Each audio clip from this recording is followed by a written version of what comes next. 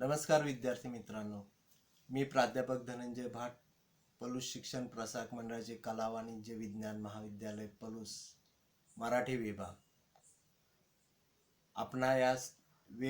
आपणा सर्वांचे या वेब व्याख्यानात मी मनापासून स्वागत करतो.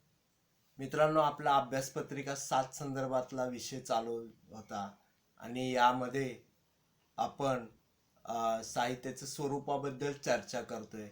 तर ही चर्चा होती ती भारतीय साहित्य शास्त्रकारांनी जी चर्चा केली त्या संदर्भातली होती आणि त्या संदर्भात आपण वेगवेगळे जे साहित्य मीमांसक आहेत त्यांनी जी चर्चा केली ती पाहत होतो. आता अभ्यासात आपल्याला भामह, मम्मट, आनंदवर्धन आणि विश्वनाथ या अभ्यासकांची चर्चा अपेक्षित आहे. त्यामुळं आपण त्या संदर्भाने चर्चा करतोय. तरी सुद्धा त्याचीही विभागणी आपण केली की पहिले जे दोघं जण आहेत भामह आणि मम्मट यांनी शब्दार्थ म्हणजे काव्याचं शरीर याला महत्त्व देऊन व्याख्या केलेली बघितली आपण. त्यांची मतही जाणून घेतली. त्यानंतर आनंदवर्धन आणि विश्वनाथ यांनी काव्यासंदर्भात जी व्याख्या केली त्याचाही आपण विस्ताराने विचार करत आहोत. तर ह्या दोघांच्या ज्या व्याख्या आहेत त्यामध्ये काव्याच्या आत्मतत्वाचा विचार आहे आणि हे काव्याचं आत्मतत्व कसं आहे त्या संदर्भातले विचार आपण जाणून घेतोय. तर आपण यापूर्वीच्या आपल्या चर्चेमध्ये आनंदवर्धनाचा काव्यसात्मा ध्वनी या काव्यतत्वाचा विचार केला. आता त्यानंतरचं पुढचं जे काव्यतत्व आहे तेही महत्त्वाचं आणि ते म्हणजे विश्वनाथाचं वाक्यम रसात्मकम काव्यम. याचा अर्थ आहे रसयुक्त वाक्य म्हणजे काव्य. विद्यार्थी मित्रांनो, एक लक्षात घ्या की आपण या प्रकरणात जे पाहतोय ते साहित्याचं स्वरूप, साहित्य कशाला म्हणायचं, साहित्य काय असतं या संदर्भातली ही चर्चा आहे. पण थोडंसं मर्यादित स्वरूपात इथे आपल्याला ही काव्य लक्षणं आहेत. पण जर आपण कुंतक, वामन, दंडी, रुद्र, क्षेमेंद्र यांनी जी काव्याविषयी चर्चा केली म्हणजे अलंकार तत्वाची, औचित्य तत्वाची, तीही थोडीशी लक्षात घेणं गरजेचं आहे. म्हणजे एकूणच आपल्याला केवळ अभ्यासापुरतं आहे म्हणून तेवढंच पाहायचं नाही, तर त्याच्या पलीकडं ही जी चर्चा झाली ती आपल्याला लक्षात. कारण भारतीय साहित्यशास्त्र हे प्राचीन आहे, प्राचीन काळापासून ते आलेलं आहे. आता भामह आणि दंडीचा जर काळ बघितला तर इसवी सनाचं म्हणजे 7वं शतक आहे आणि जवळजवळ म्हणजे 9व्या शतकापासूनच साहित्य हा शब्द वापरात आलेला आहे. त्यामुळे साहित्यशास्त्राची चर्चा करताना आपल्याला भारतीय हे जे विचारवंत आहेत ह्यांचे विचार लक्षात घेणं गरजेचं आहे. तर आपण आनंदवर्धनाच्या ध्वनी सिद्धांताचा किंवा त्यांनी जे ध्वनिमत मांडलं तर त्या संदर्भात चर्चा केली. त्याच्यात काही संकल्पना असतात, ध्वनित अर्थ किंवा सूचित अर्थ, एकापेक्षा अनेक अर्थ आपल्याला एखादा शब्द उच्चारला की मनात येतात आणि तसंच काव्यात असतं. कवितेत बघा एखादा शब्द असतो पण त्याला अनेक अर्थ आपल्याला तिथे मनात येत राहतात आणि त्यामुळं रमणीयता किंवा सौंदर्य जे आहे त्या शब्दाचं ते वाढतं आणि हेच एक काव्य किंवा अकाव्य जे आहे, शास्त्रीय साहित्य वगैरे त्यापासून साहित्य हे वेगळं ठरायला कारण ठरतं. तर अशीच चर्चा विश्वनाथानंही केलेली आहे. विश्वनाथाने म्हटले की वाक्यम रसात्मकम काव्य म्हणजे रसयुक्त वाक्य म्हणजे काव्य. आता भारतानं आपण पाहिलं की जी भारतीय साहित्यशास्त्राची चर्चा आहे ती भरत मुनींनी लिहिलेल्या नाट्यशास्त्र या ग्रंथापासून आहे. हा ग्रंथ आपण कल्पना केली तर लक्षात घ्या की इसवी सन पूर्व 200 ते इसवी सन 200च्या दरम्यानचा आहे. आणि त्यामध्ये त्यांनी नाटकाची चर्चा करताना आज जे साहित्याविषयी चर्चा करताना मुद्दे आपल्या समोर येतात, म्हणजे अलंकार, गुण, दोष, रस, ती चर्चा त्यांनी नाटकाच्या अनुषंगाने त्यामध्ये त्यावेळेला केलेली आहे.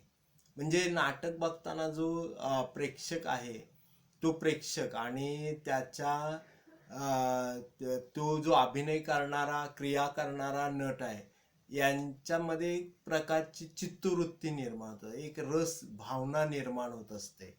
आणि त्या भावनांचा आस्वाद हा प्रत्येकजण आपापल्या पातळीवरती घेत असतो.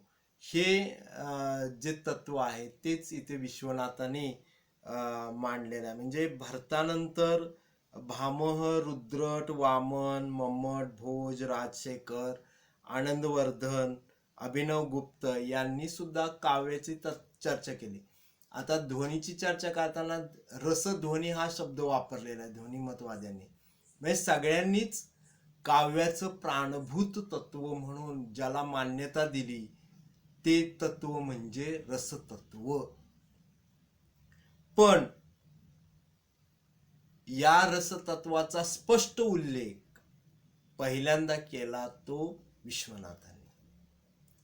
विश्वनाथांनी पहिल्यांदा स्पष्टपणे सांगितले की रसयुक्त वाक्य म्हणजे काव्यस्य वाक्यम रसात्मकम काव्य. त्यामुळं पूर्वीपासूनच रसाच्या अनुषंगानं चर्चा होत होती, पण रसतत्वाला मान्यता किंवा रसत्वाला महत्त्व देणारा पहिल्यांदा म्हणून याचं जे कर्तृत्व आहे ते विश्वनाथाकडे जातं. विश्वनाथाने आपल्या साहित्य दर्पण, बघा, आनंदवर्धनाने कुठला ग्रंथ लिहिला? ध्वन्यालोक. हे लक्षात ठेवा. ध्वन्यालोक ग्रंथामध्ये ध्वनी सिद्धांत मांडला. आणि विश्वनाथांनी साहित्य दर्पण या ग्रंथामध्ये आपला या रसाचा विचार मांडलेला आहे. पहिल्यांदाच त्यानं काव्याचा आत्मा रस असं स्पष्टपणे त्यात नमूद केलं आणि रसाला अधिक महत्त्व दिलेलं आहे. आता इथे रस म्हणजे काय हा पहिला प्रश्न आपल्या पुढे निर्माण होतो किंवा मनात येतो. तर रस म्हणजे कुठलाही लिंबू पाणी किंवा उसाचा वगैरे असा रस नाही, हे लक्षात गमतीचा भाग सोडून द्या. रस म्हणजे मनातल्या आपल्या भावना. रस म्हणजे भाव किंवा भावना. एखादं काव्य वाचला तर काव्य हा अर्थ इथं आपण लक्षात घ्यायचं की काव्य म्हणजे कुठलंही साहित्य प्रकारातलं पुस्तक, ग्रंथ, कादंबरी वाचा, कथा वाचा, कविता वाचा. ती वाचल्यानंतर आपल्या मनात म्हणजे रसिकाच्या मनात एक विशिष्ट अशी भावना जागृती होते. आणि ही जी भावना जागृती आहे त्यात त्याच्या मनात वेगवेगळे रस निर्माण होतात, वेगवेगळे भाव निर्माण होतात.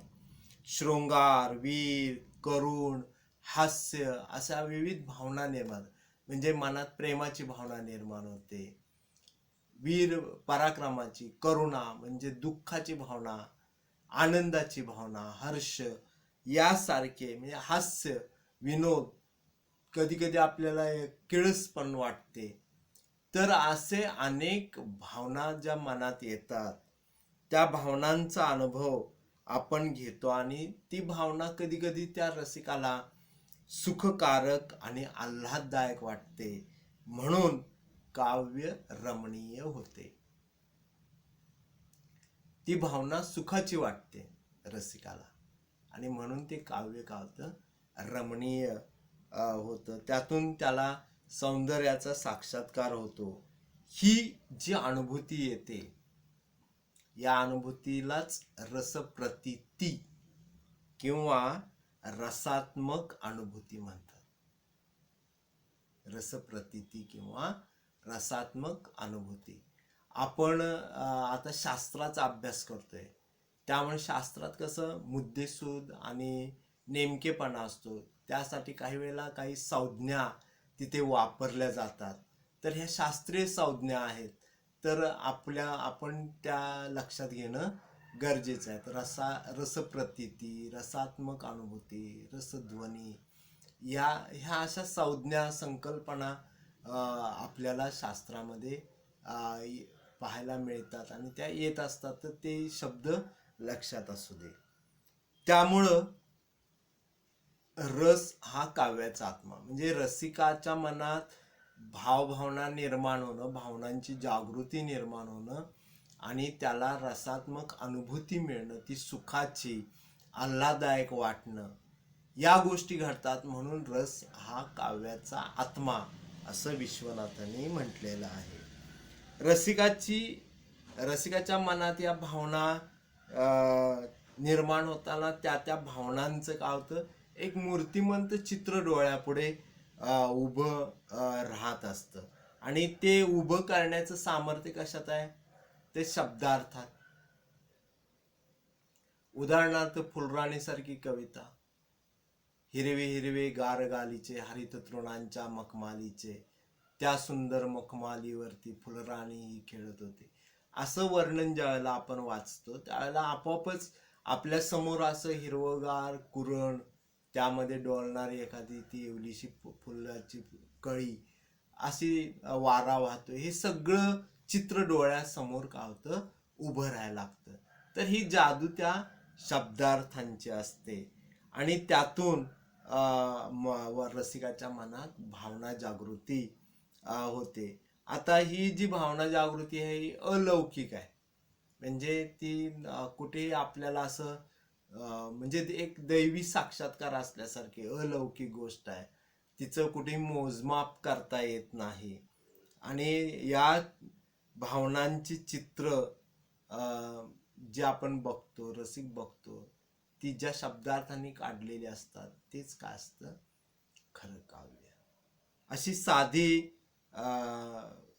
सोपी ललित साहित्य आणि ललितेतर साहित्य किंवा काव्य आणि अकाव्याला वेगळी करणारी बाब आपल्याला इथे विश्वनाथ सांगतो.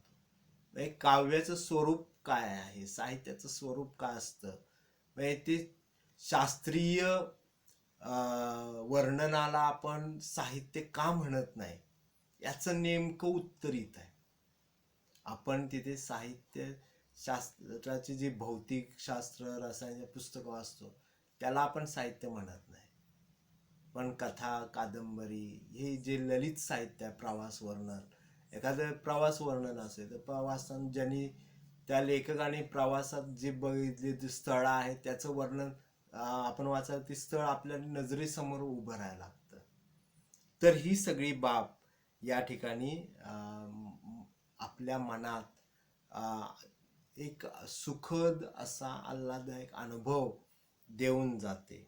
लौकिक पातळीवरचे जे भावानुभव आहेत, म्हणजे आपण रोजच्या दैनंदिन जीवनामध्ये जे घटना प्रसंग आपण पाहत असतो, जे अनुभव घेत असतो, ते जेव्हा कवी आपल्या प्रतिभा स्पर्शानं वर्णन करतो आणि रसिकाच्या चित्तवृत्ती वाचताना मग रसिकाच्या ठिकाणी ज्या विशिष्ट चित्तवृत्ती निर्माण होतात, त्यातून मग त्याला त्या गोष्टीचा, ती गोष्ट आस्वाद्य होते. ही जी आस्वाद्यता आहे तेच काय आहे, रसत्व. रस कशाला म्हणायचं, याचं उत्तर इथे आहे. आस्वाद्य झालेली भावना, ज्या वेळेला आपल्या चित्तवृत्तीमध्ये अशी एखादी भावना कवीची किंवा त्या कलावंताची आस्वाद्य होते, त्यावेळेला आपल्याला रसप्रतीती येते. त्यातूनच रसिकाला मग अपूर्व असा आनंद प्राप्त होतो आणि यालाच रसास्वाद म्हणतात. म्हणजे बघा, रसप्रतीती, रसात्मक अनुभूती, रसास्वाद, ह्या अशा संज्ञा ज्या येतात काव्याच्या या आपल्या चर्चेमध्ये, त्या लक्षात घेत चला. ही रसप्रतीती अथवा सौंदर्य प्रतीती हे खरं तर सगळ्या कलांचं उद्दिष्ट आहे. म्हणजे तुम्ही नृत्यकला बघा, शिल्पकला बघा,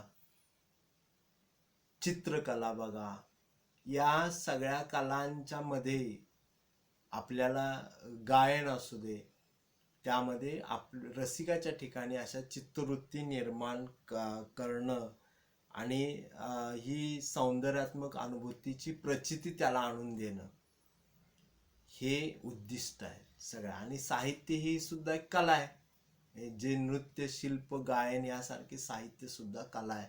त्यामुळं हे रस हा काव्याचा आत्मा हे जवळजवळ म्हणजे मत सगळ्यांनी स्वीकारलेलं आहे.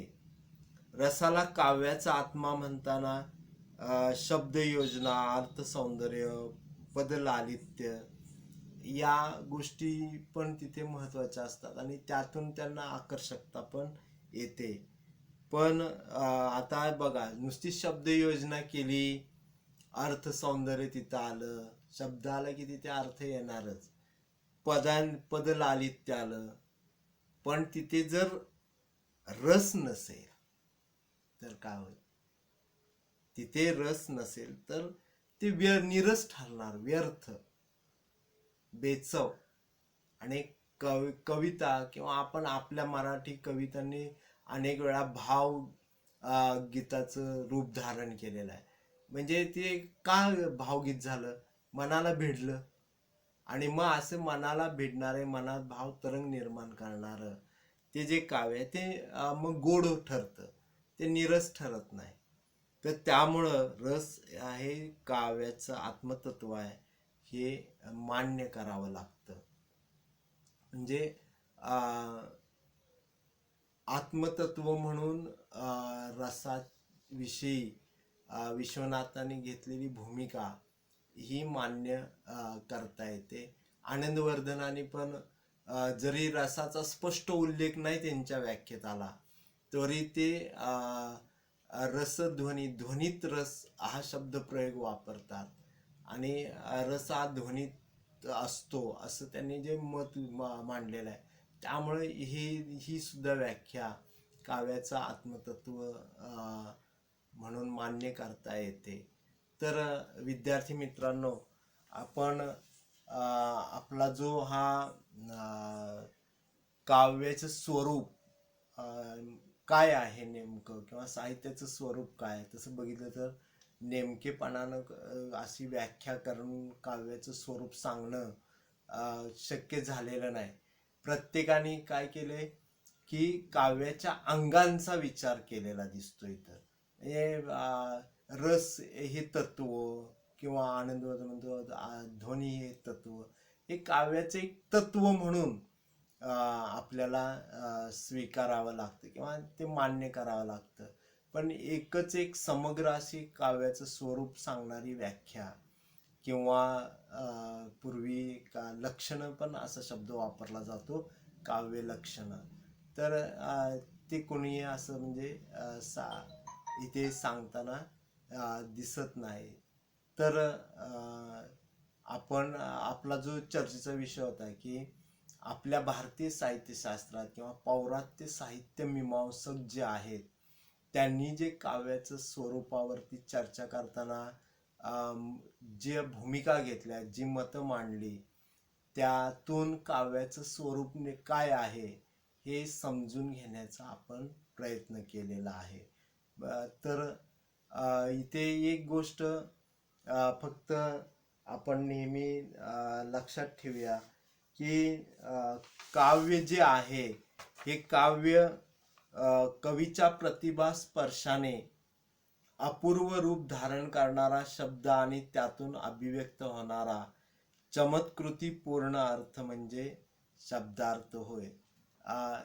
या भूमिकेतनं आपण पहिल्या व्याख्यांचा विचार केला आणि इथे काव्याचं आत्मतत्व, काव्याला जसं शरीर आहे तसं आत्मा आहे.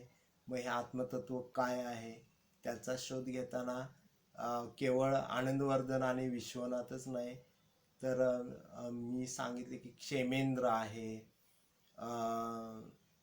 कुंतक आहे, वामन आहे, ज्यांनी म्हणजे वेगवेगळे विचार मांडले, अलंकार, रीती, वक्रोक्ती, औचित्य यासारख्या पण काव्याच्या आत्मतत्वांचा विचार मित्रांनो संस्कृत किंवा आपल्या भारतीय साहित्यशास्त्रात झालेला आहे.